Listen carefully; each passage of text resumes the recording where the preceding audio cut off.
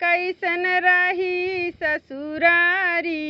सीताराम से भजो बेटा कैसन रही ससुरारी। सीताराम से भजो सासू के चरण मैं कहाँ ले बखानू। सासू के चरण मैं कहाँ ले बखानू। ससुर गंगा जल पानी। सीताराम से भजो अरे ससुर गंगा जल पानी। सीताराम से भजो हंसी हंसी पूछई माता कौशल्या। हंसी हंसी पूछई माता कौशल्या बेटा कैसन रही ससुरारी। सीताराम से भजो सरहज हमारी बनिया डोलावई। सरहज हमारी बनिया डोलावई। सारा बड़ा अभिमानी। सीताराम से भजो अरे सारा बड़ा अभिमानी। सीताराम से भजो हंसी हंसी पूछई माता कौशल्या।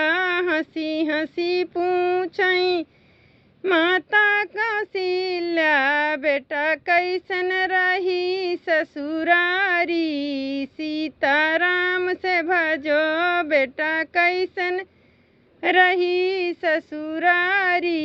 सीताराम से भजो नवै महीना बेटा गोदी में पाले। नवै महीना बेटा गोदी में पाले। कबहू न कीन्या बड़ाई। सीताराम से भजो 3 दिन का बेटा गया ससुरारी। 3 दिन का बेटा गया ससुरारी। सासू की इतनी बड़ाई। सीताराम से भजो अरे सासू के इतनी बड़ाई। सीताराम से भजो मनहि मुस्काने हैं राम जी। मनहि मुस्काने हैं राम जी।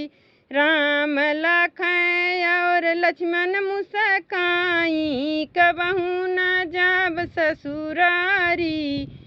सीताराम से भजो अरे कबहू न जाब ससुरारी। सीताराम से भजो मनहि मुस्कानी कौशल्या। मनहि मुस्कानी कौशल्या। जुग जुग बढ़ई बेटा तोरी ससुरारी। जुग जुग बढ़ई बेटा तोरी ससुरारी। हंसी हंसी पूछई माता कौशल्या। हंसी हंसी पूछई माता कौशल्या बेटा कैसन रही ससुरारी। सीताराम से भजो बेटा कैसन रही ससुरारी। सीताराम से भजो बेटा कैसन रही ससुरारी।